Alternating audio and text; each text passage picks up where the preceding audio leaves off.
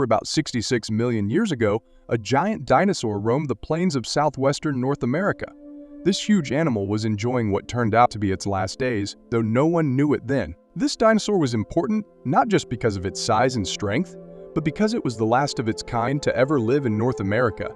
Even now, it holds the record for being the largest land animal ever found in North America. This dinosaur is called the Alamosaurus. Even with these amazing facts, the Alamosaurus has not been as famous as some other dinosaurs from the Late Cretaceous period in North America. It is also less well known than other big sauropods like the Brachiosaurus or Argentinosaurus. This is surprising because the Alamosaurus is very large and has been known to scientists for a long time. Its bones were first discovered in 1921, when a shoulder and pelvic bone were found in the deserts of New Mexico. New fossil discoveries suggest that the Alamosaurus may have been more widespread across North America than previously thought, with fossils found as far north as Utah and as far south as Texas. Right from the start, Charles Gilmore, who found the bones, knew this dinosaur was a new type of sauropod. But because only a small part of the dinosaur's body was found, scientists could not learn many details about it. Still, Gilmore described the dinosaur just 1 year after finding it, and he named it Alamosaurus sonwinensis.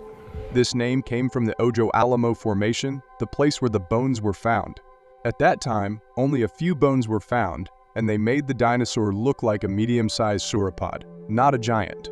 This view changed completely in the 2000s when more fossils were discovered. These new finds showed that the Alamosaurus was actually a huge dinosaur, much bigger than anyone had thought before. The discovery included a giant broken leg bone, a separate but also very large neck bone, and a juvenile fossil that was the most complete Alamosaurus fossil found so far.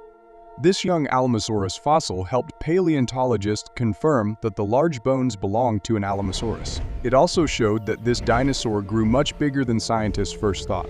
Because of these finds, Alamosaurus quickly became known as one of the biggest dinosaurs in North America. On average, these giants were about 26 meters 85 feet long from head to tail. They stood 5 meters 16 feet tall at the shoulders and weighed around 39 tons. Even at this size, Alamosaurus was one of the largest sauropods on Earth. Some Alamosaurus were even larger. The biggest ones probably reached about 30 meters 98 feet long and weighed up to 88 tons. This made them over 8 times heavier than a fully grown Tyrannosaurus rex, the biggest land predator in North American history. New research suggests that the large weight of Alamosaurus was supported by especially strong leg bones, which helped it carry its massive body without injury. But how does this size compare to other sauropods? Well, for starters, it completely blows all other North American sauropods out of the water, including the famous bunch that lived together during the Jurassic period, which included the Diplodocus, Apatosaurus, and Brachiosaurus. It might surprise many people because sauropods are usually not thought of as armored dinosaurs. However, Alamosaurus and its relatives actually had some armor on their bodies. This armor came in the form of bony scutes, which are hard plates made of bone. Scientists are not completely sure how much of Alamosaurus' body was covered with this armor, but recent discoveries show that at least part of its back had these bony plates. Even more interesting, some of these scutes were not just flat but a little pointy. Paleontologists found fossil remains suggesting that these plates looked more like spikes than smooth bumps. This means Alamosaurus might have walked around with giant spikes along its back and possibly on other parts of its body. These bony spikes likely helped protect it from attacks by meat-eating dinosaurs called theropods. Another idea is that the scutes could have helped Alamosaurus recognize others of its kind or shown off in social situations. No matter how useful those spikes were, they were not the main way Alamosaurus defended itself. Its strongest defense was actually its skeleton. Compared to many other sauropods, Alamosaurus had a very tough and strong body. Its neck and chest bones were especially thick and solid. This made Alamosaurus very durable and helped protect its most important organs from harm.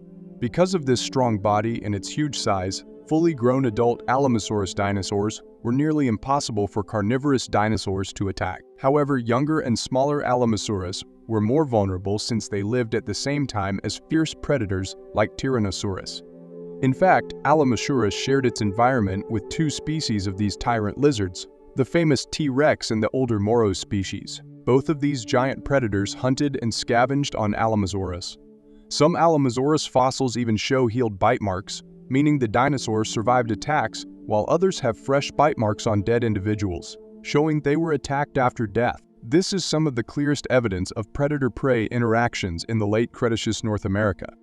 These attacks on Alamosaurus were actually quite rare, as most fossil specimens show no bite marks at all. This shows how important its massive size was for survival when living alongside powerful predators like the T-Rex. However, sometimes size and armor alone were not enough to protect it. Because of this, some paleontologists believe that Alamosaurus had an active defense tool as well. Like many Titanosaurs, Alamosaurus had a long whip-like tail, though it was not as long as the tails of diplodocids. Interestingly, Titanosaurs have the highest number of tail injuries among sauropods, even more than diplodocids, suggesting that their tails were often used actively, possibly as a whip-like weapon. This supports the idea that Alamosaurus may have used its tail to defend itself from predators or rivals. Alamosaurus lived during the Late Cretaceous period, specifically from about 70 to 66 million years ago, an important and monumental era. This period is now known as the sauropod hiatus, a time when sauropods were rare or absent in many parts of the world, making the existence of Alamosaurus during this time especially remarkable. The sauropod hiatus began during the Cenomanian stage of the Late Cretaceous, about 104 million years ago, when sauropods suddenly disappeared from North America. This absence lasted for over 30 million years, until the Alamosaurus appeared. This long gap has sparked much debate about why sauropods vanished and how the Alamosaurus showed up millions of years later.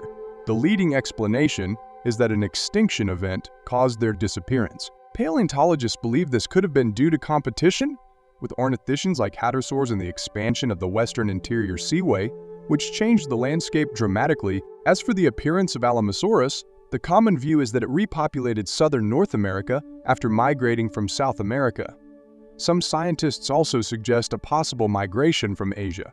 When Alamosaurus entered North America around 70 million years ago, it faced heavy competition and a large western interior seaway that divided the continent. Despite these challenges, it thrived, showing few changes compared to its distant ancestor. Its diet remained consistent as it had rod-shaped teeth designed to crop and strip vegetation from medium to tall trees, just like earlier sauropods.